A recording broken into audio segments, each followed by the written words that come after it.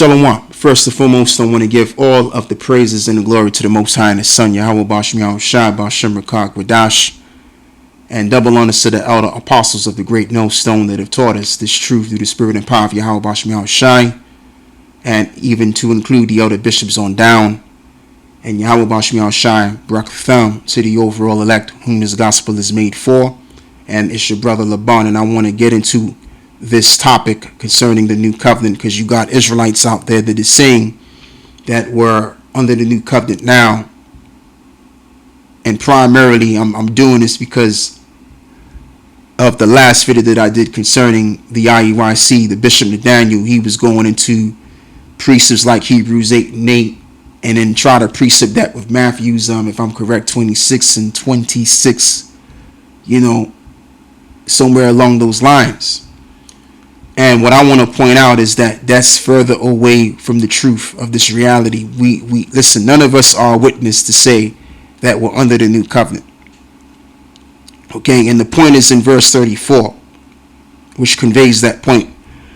But I want to begin by reading Jeremiah 31 and verse 31. Behold, the days come, saith the Lord Yahweh, that I will make a new covenant with the house of Israel and with the house of Judah, not according to the covenant that I made with their fathers in the day that I took them by the hand to bring them out of the land of Egypt, which my covenant they break, although I was an husband unto them, saith the Lord.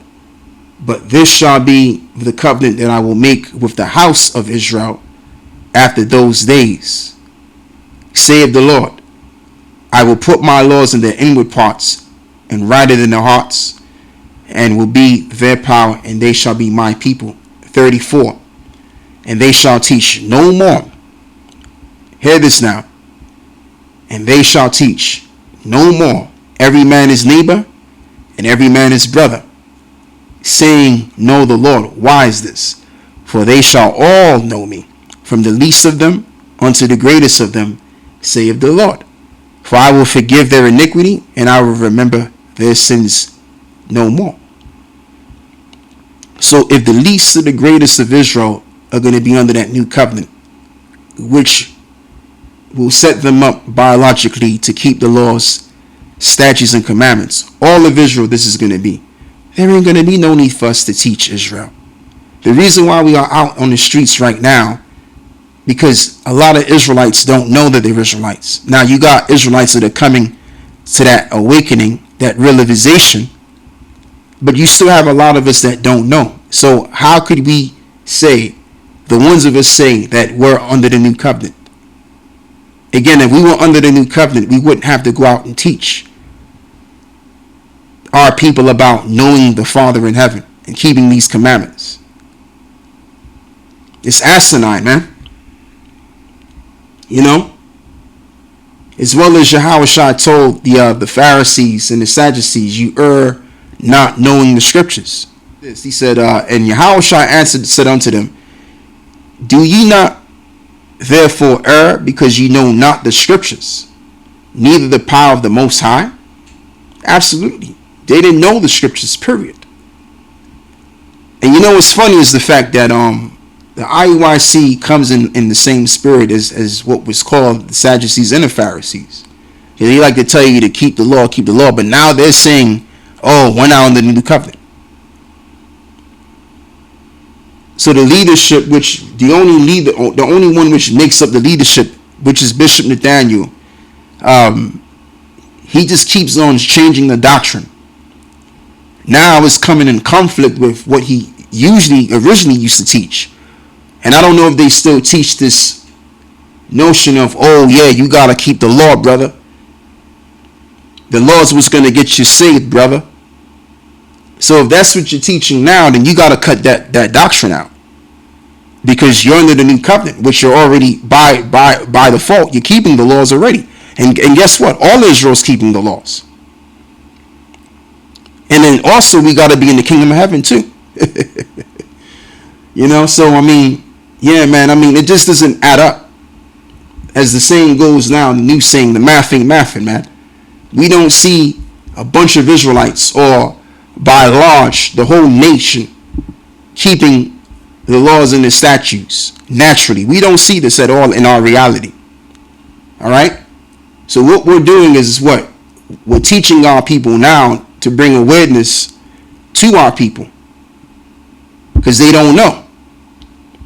Okay, so what I also want to read is I want to read this as well, which I want to get right to the point, which is in verse 9. There remaineth therefore a rest to the people of the Most High, for he that is entered into his rest, he also have ceased from his own works, as the Most High did from his. Let us labor therefore to enter into that rest, lest any man fall after the same example of unbelief. Exactly. So right now we're laboring to enter into that rest. So us, the teachers that have been put forth out there by the inspiration of the Holy Spirit, the Spirit of the Most High, to teach our people. All right. And once the teachers get done teaching, which by that time Jacob's trouble would have already been had, and our mouths would have been cleaving to the roof of our tongues would have been cleaving to the roof of our mouths. And then in that time, the Messiah is going to make a second return, which he's going to bring that rest. And in that time, we're not going to have to teach anyone about knowing their power among Israel at all. That's going to be dead and gone. So it's now that we're laboring to convert souls, which we're not doing anything. It's really the Heavenly Father is doing the converting. All we're doing is just doing our job. All right. So anyone that's teaching that we're under the new covenant, the Lord isn't really dealing with them, and they don't really know what they're talking about concerning the scriptures. So what I want to do is I want to get, I don't know where this is coming from. What I want to do is I want to let me back up a little bit on this real quick. Yeah, so I want to read this as well. This is Luke 19 and verse 13 now. As this reads, and he called his 10 servants and delivered them 10 pounds and said unto them, occupy till I come. Just like I was saying, the teachers are going to continue to do the Lord's will until he comes. Now, if you look up this word occupy, which I already had this on deck already, I didn't mean to because I meant to read this first, but we're gonna read this now, and let's play this because I cannot pronounce that. Strong's G 4231. Pragmatuomai. Pragmatuomai. Pragmatumai. To be occupied in anything, to carry on a business, to carry on the business of a banker or a trader. So what business is this referring to? Is this, do you really think that this is referring to just starting up a business? I mean, let's just say, oh, now I gotta go set me up a storefront and sell all kind of herbs, and you know, and then have another storefront over there that my buddy, Jonathan over there, he gonna sell fruits to you. No, this is talking about the Father's business, as well as Yahushua pointed to his disciples. He told his family members that found him, his immediate relatives that found him, which desired to speak with him, because they were concerned, they were worried. Okay, they were worried for him, and so what Yahushua did, it may have seemed disrespectful, but what Yahushua was basically saying is that he had a greater purpose to serve, rather than being under the services of his parents. And plus, he became into a manhood at the age of 12. All right, and that's why among them Amalekites is brothers can speak more of, because you got certain brothers that have dwelt with Amalekites and went to their bar mitzvahs and stuff, and usually that's to celebrate that the son, however, is entered into his manhood at the age of 12 years old. So at that age, now you're under the judgments of the Lord rather than the judgment of your parents. Okay? So what I want to do is I want to read that. Not exactly in Matthew's 12. Concerning, the relation changing, right? I want to read that somewhere else. I want to get that in the book of Luke. Because Luke puts it more into perspective on what really went down and what was said. And there's a point which ties into, this word pragmatumai. The word business, right? So what business was Yahweh Shai referring to?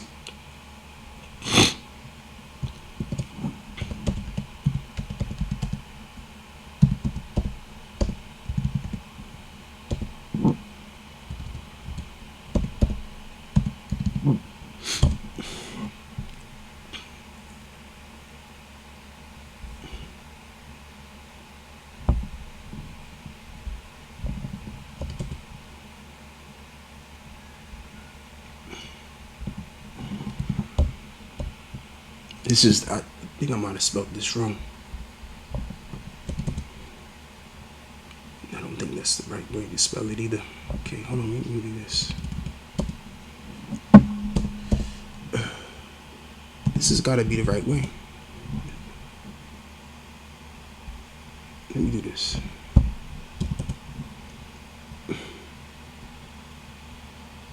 Oh, right. I see what I did. Okay, cool. Yeah, so let's go down here. Yeah, it's Luke chapter 2. There it is. Luke chapter 2 and verse 49 right here. Yeah, so as this reads, Luke 2 and verse 48.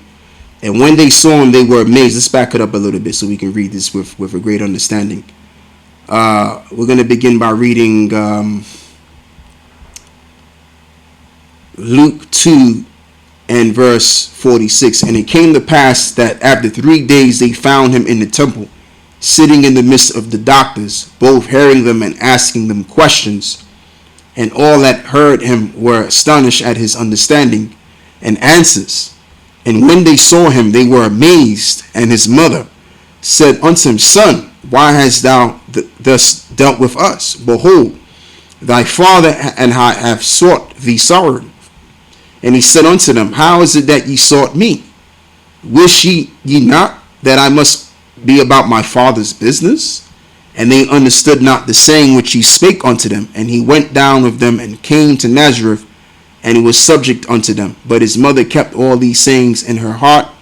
And Yahweh Shai increased in wisdom and stature and in favor with the Most High and man. Right, because again, Yahweh Shai had to serve a greater purpose. And the purpose was to serve his Father in heaven, what his will was. Okay, it's equivalent to how we had parents and we were under them. And what I want to do is I want to read Hebrews, the 12th chapter, just to tie it all in. Hebrews 12 and verse 9, if I'm correct. Hebrews 12 and 9.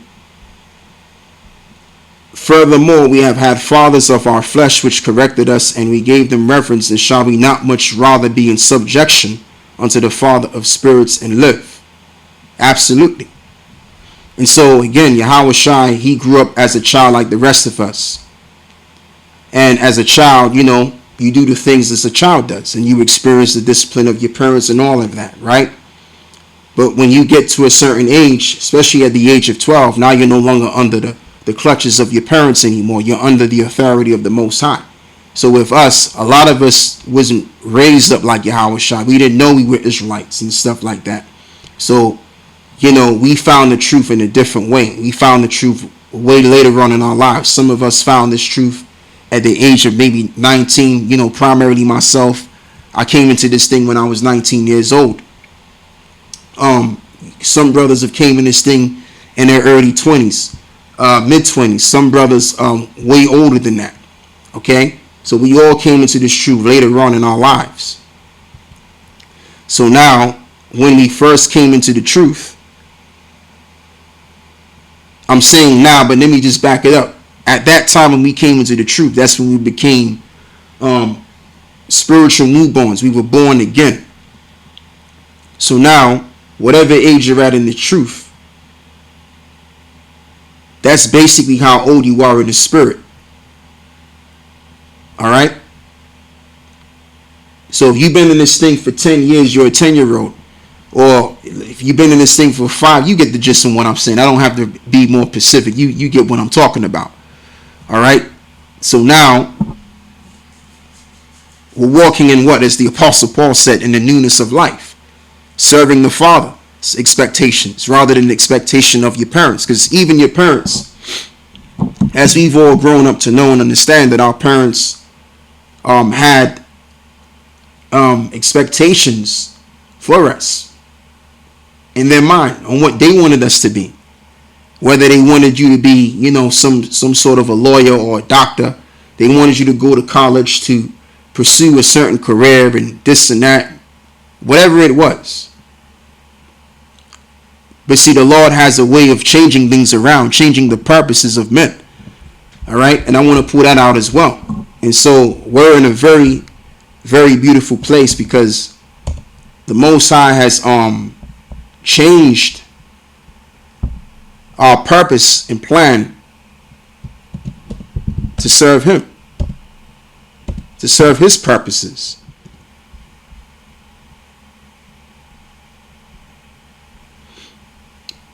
Yeah, Job 33 and verse 14. For the Most High speaketh once, yea, twice, yet man perceiveth it not. In a dream and a vision of the night, when deep sleep falleth upon men in the slumberings upon the bed, then he openeth the ears of men and sealeth their instruction, that he may withdraw man from his purpose and hide pride from man. He keepeth back his soul from the pit and his life from perishing by the sword, and on absolutely those that have came into the truth. So we may have had expectations of what we had in mind as well outside of our parents. But guess what? The Lord even withdrawn our purposes to what? To serve His purpose instead, which is to keep us back from destruction. Okay? Now we believe unto the words of life, which Yahushua is the epitome of, as well as he said in the book of John 14, that He is the way, the truth, and the life. And He is that bread from heaven, that manna which came down from heaven. All right? So when we serve Yahushua to the very end, eventually our reward is going to be what? Salvation unto everlasting life. As it is written in John 3:16, for God so loved the world that he gave His only begotten Son, that to whosoever believe on Him should not perish but have everlasting life. All right? And that whosoever is referring to Israelites. It wasn't Joel chapter 2, it was Acts chapter 2 and verse 22. Ye men of Israel, hear these words. Yahushua of Nazareth, a man approved of the Most High among you by miracles and wonders and signs, which the Most High did by Him in the midst of you, as ye yourselves know. Right. Acts 2 and 21, to be exact. And then I should have read this over here. Yeah, this is actually an old precept, man. Got to get the dust off of this one and read it. Acts chapter 2 and verse 21. And it shall come to pass that whosoever shall call on the name of the Lord shall be saved. Ye men of Israel, hear these words. Yahushua of Nazareth, a man approved of the Most High among you by miracles and wonders and signs which the Most High did by Him in the midst of you, as ye yourself also know. So that's who the whosoever is referring to in John 3:16. All right. And if you go up a couple of verses in John, 3 and verse 14, what is mentioned is the staff which was lifted up with the snake on it. And it was said that the staff which was lifted up with the snake is going to be in like manner Yahushua which would be lifted up. All right.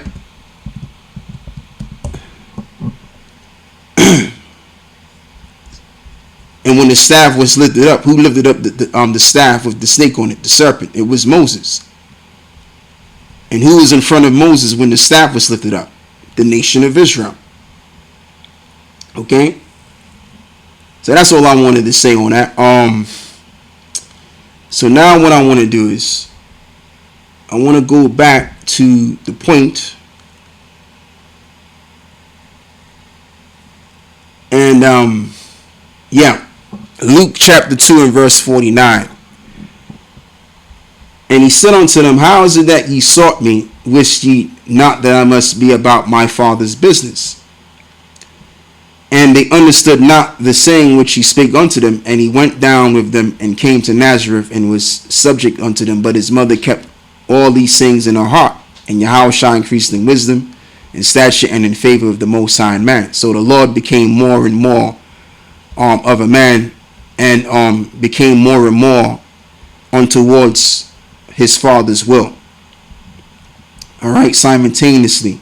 And then what I want to actually say is that when you read, Matthew's 12, this is what he said as well. And then I'm gonna move forward into the topic, which of course this is part of the topic. But yeah, what I want to do is I want to read this over here. So this is what he said.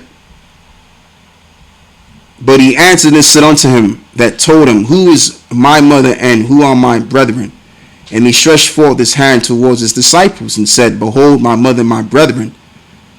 For whosoever shall do the will of my Father which is in heaven, the same is my brother and sister and mother. So in the book of Luke 19, if I'm correct, where it mentions to occupy till I come, is referring to the Father's business, which is what we're going to be found doing. All right, so business is going to be done when the lights are off. And when I say that the lights are off, I'm talking about when this society is getting jacked the fuck up out here and Jacob's trouble is in the midst, to the point where our tongues will cleave to the roof of our mouths and we will stop speaking. As well as it reads in the book of Matthew's 25, where you're going to have the foolish virgins which are going to come yearning for the oil. And they're going to be told, look, man, you got to go. Matter of fact, let me go and read that. Let me read a bit of that parable as well. Matthew 25.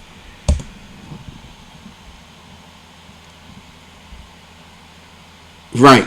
And we're going to get right to the point. Then all those virgins arose and trimmed their lamps. And the foolish said unto the wise, Give us of your oil, for our lamps are gone out. But the wise answered and saying, Not so, lest there be not enough for us and you. But go ye rather to them that sell and buy for yourselves. Meaning they got to go figure this thing out by themselves instead. So while they going to do that, guess what's going to happen? And while they went to buy, the bridegroom came, and they that were ready went in with him to the marriage, and the doors were shut. And afterward came also the other virgins, saying, Lord, Lord, open unto us. Yeah, it's too late.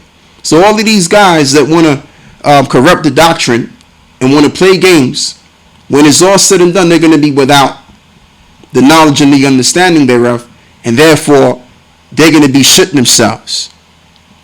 Okay? Because they're going to see all of this action happening in Jacob's trouble, and then they're going to see the returning of the Lord, and by then it's going to be too late. As it is written in the book of Isaiah, right? Wisdom and knowledge shall be the stability of thy time, and the fear of the Lord is his treasure. So if you ain't got that by that time, then you asked out. So right now, it's time to get serious. While mercy is abounding, because mercy is going to be unbounding. All right? So the ones of us that don't have the 100% truth, you need to get it right now, while the getting is good. So what I want to do is I want to focus on something else, and I want to I want to speak on this video over here. Vocab Malone, man, he's addressing these two individuals, which is this man's wife, and and the thing of it is, I don't understand why these Negroes go on here, these apostates of the faith, why they go on Vocab Malone telling all of their business. And what they don't know is that Vocab Malone, all he's doing, he's just gathering intel of this Israelite thing. And I don't think they seem to get it. I don't think they seem to get that. That's what I meant to say. But anyway, they're explaining why they left the IUIC, like it's a good thing that they've done so, and this and that and the third. But in all reality, what they're really professing is that they've drawn back. All right? Because they could have left IUIC, and I'm talking about primarily Kevin in this case. He could have left IUIC and did his own thing.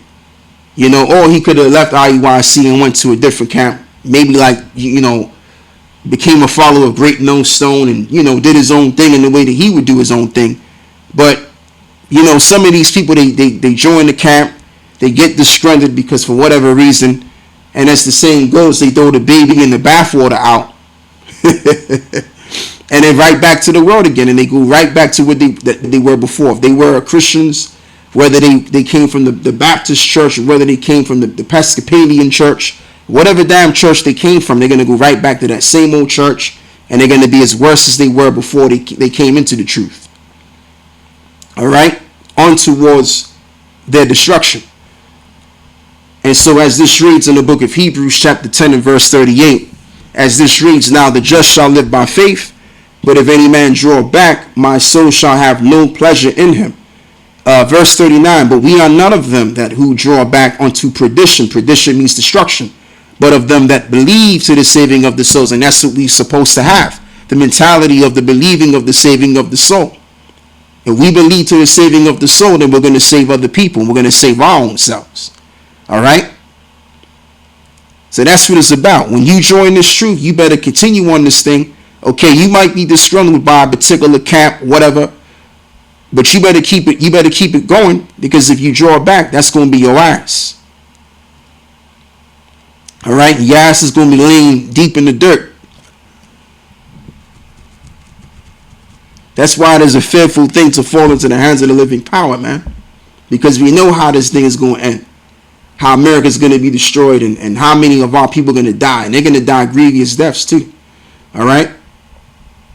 So we don't want no parts of that.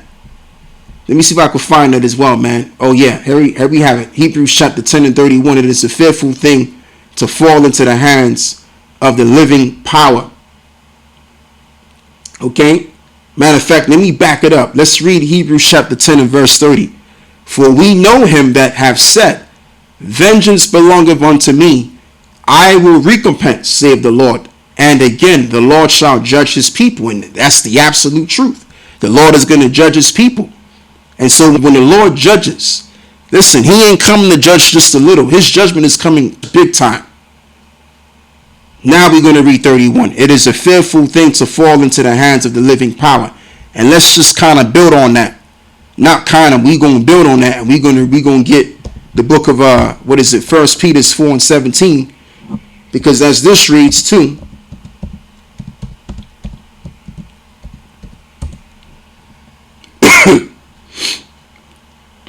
for the time is come that judgment must begin at the house of the Most High.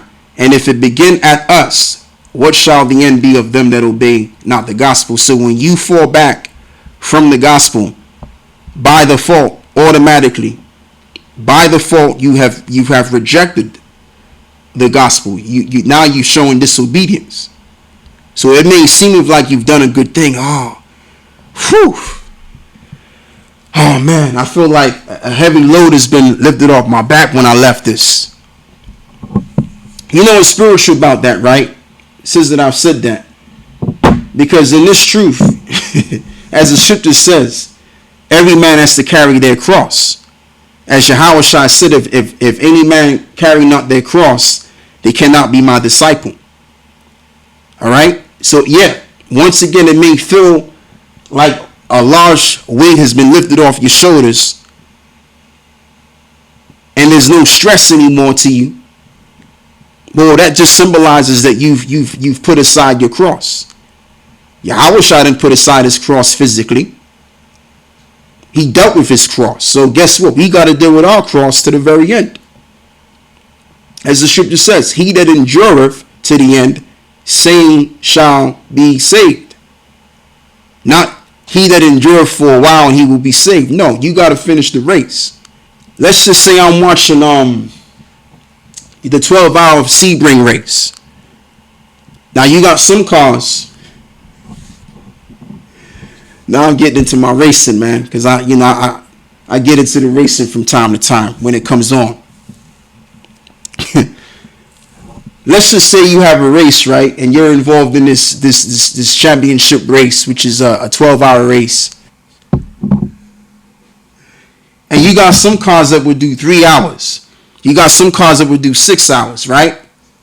So let's just say you did 6 hours in the race. for whatever reason, maybe your race car has suspension damage or gearbox damage, which is very difficult to fix, and it's going to take a lot of time to fix, these mechanical issues, right? So he said, you know what? Let's just forget about it. Guess what? The car's out the race for good.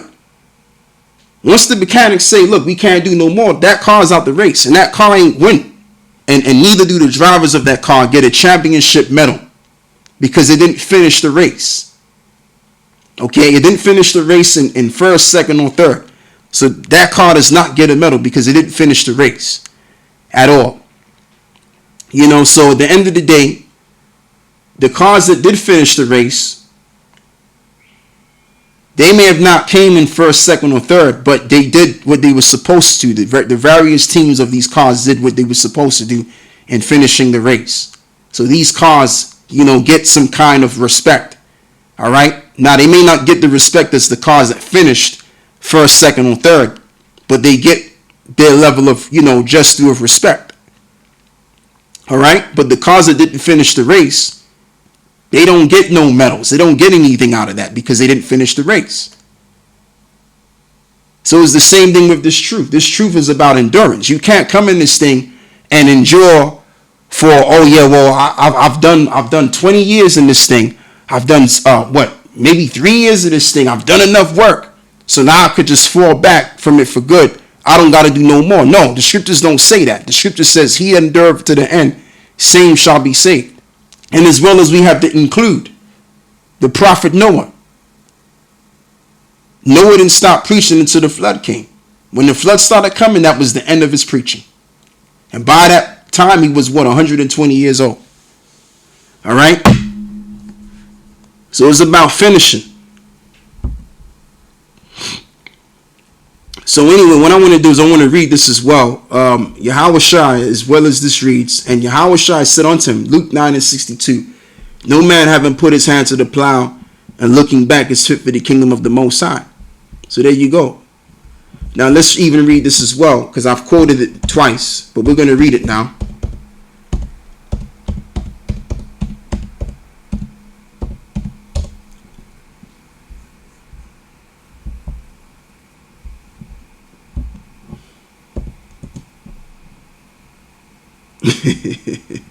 Let me take this H out of here, man.